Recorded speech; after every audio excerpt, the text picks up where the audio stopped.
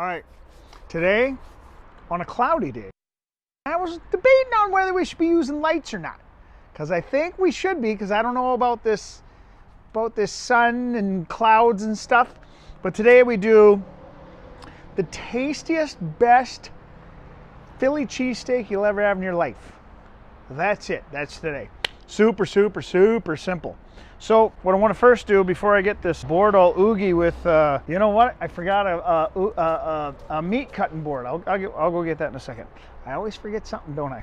All right, just a regular size dice, not too small.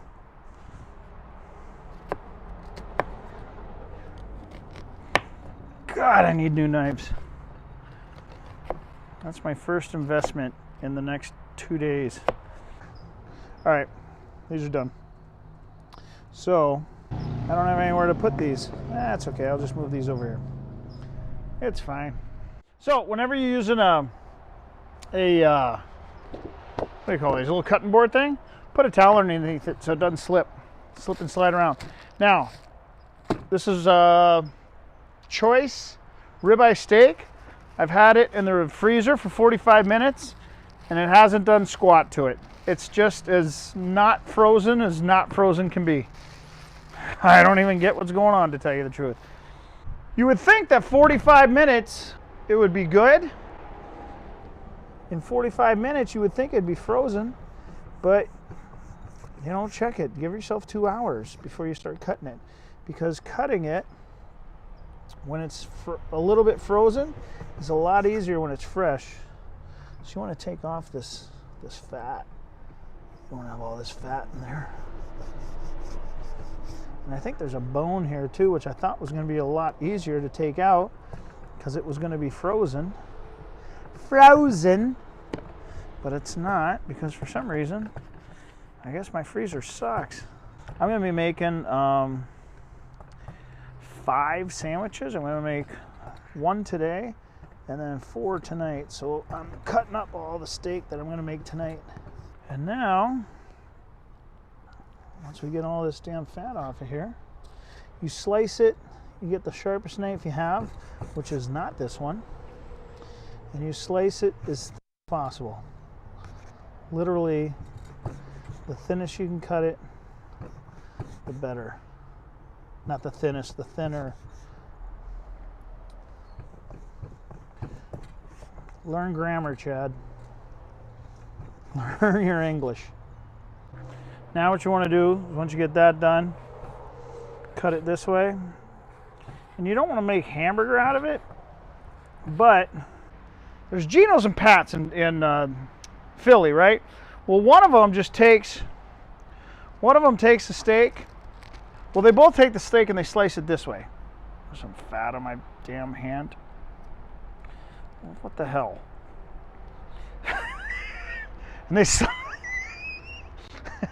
what the hell is that? And they slice it really thin this way. And then they put it down on the flat top, and they just take these pieces and they'll put it on the bread and your cheese and whatnot. I don't like that. I think that's Pat's. Could be Geno's. Geno's across the street from it, they slice it thin like that, but then they kind of chop it up. That's what I like. So because that's what I like and I'm eating it, that's the way I'm going to do it. Because it just doesn't seem right with big, huge hunks they got to rip into. It just doesn't seem right. So you just want to just cut these into, little chunks. So it's not hamburger, but it's not like big, huge hunks of steak. Harley, get the hell out of here. So as you can see, if that was frozen, do you know how much easier that would have been? So 45 minutes, a lot of people say 45 minutes in the freezer. Well, guess what? That didn't do shit. You got to do it longer. I guess it's just up to your freezer temperature, because mine sucks. So I got this other ½ pound here that I got to cut up. Let me do that real quick, and then we'll cook this, eat it, and just be like so happy. All right, so we got our meat chopped up here. We got our meat chopped up here. I am just going to weigh out about 1/3 of a pound. You can use between 1/3 and ½ a pound. But I'm going to go 1/3 because look at this. don't need a half a pound of meat. So I'm just gonna weigh out about a third. 5.35, there we go. All right, so we got 5.33. There we go. Third of a pound. All right, so now we just gotta get that over here, son. Put a little oil down, doesn't matter what you have. I would use a neutral oil. So you're not putting, like olive oil I think would be too much, but you know, if you like that taste, put it down. It's your sandwich.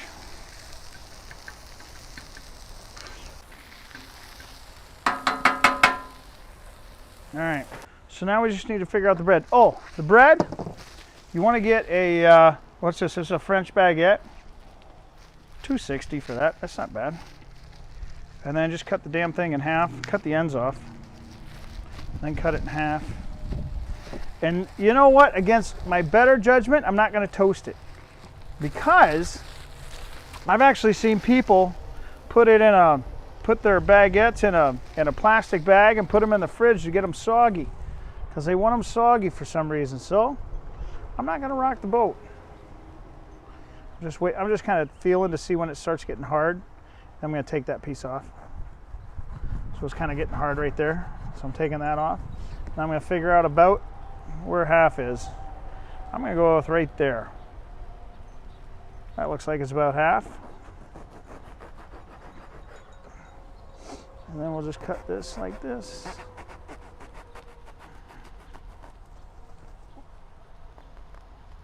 About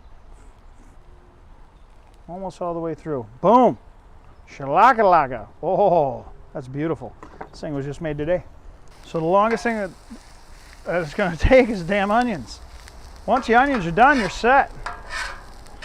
Throw that meat on, get it browned up, a little salt and pepper, and you're done. I think these are almost done. Huh? All right.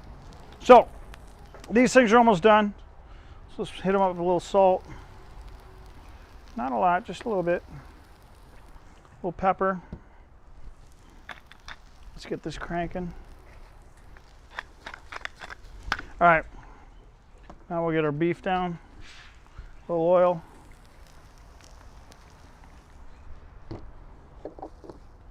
Our third of a pound of beef.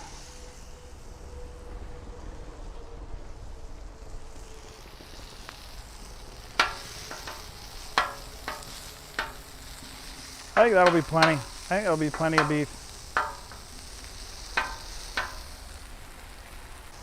Now, the key is, what kind of cheese do you want? You got three options.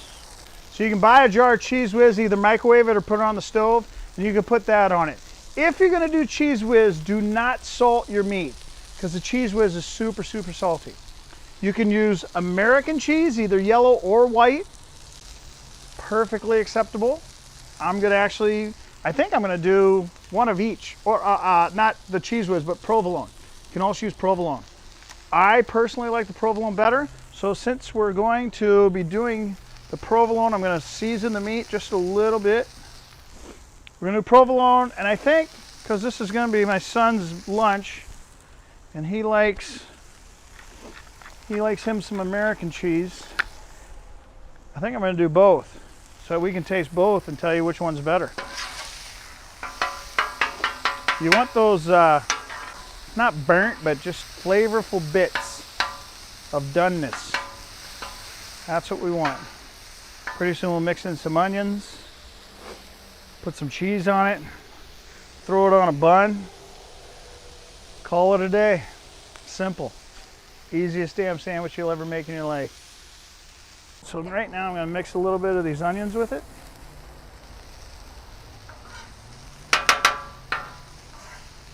This is your sandwich, so what do you think on the onion proportion? You good? A little bit more? How about that? I think that's a good,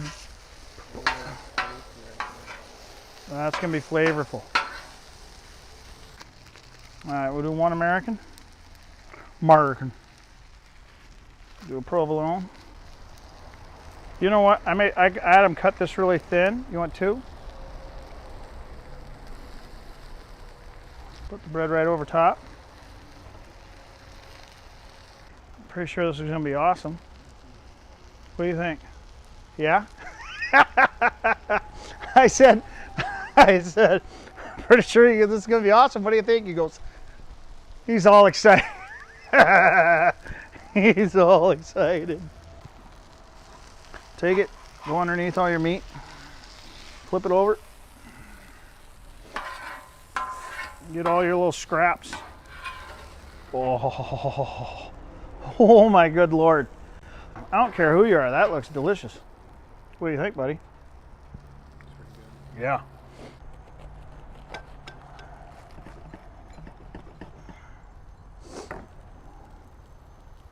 What do you think? Now here's the thing.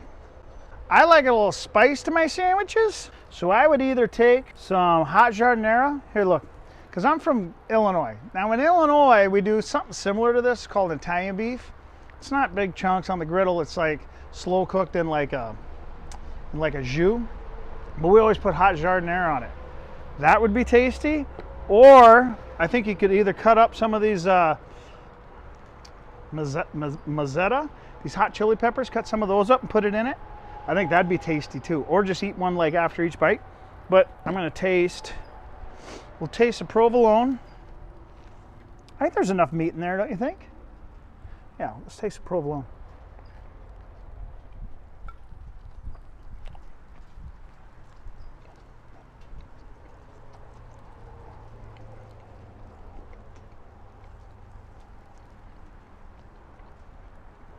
It's hot, but it's very, very pure, very simple.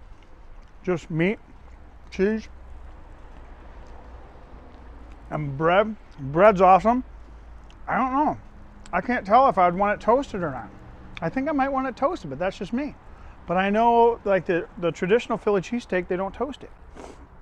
Hey, let's taste the American.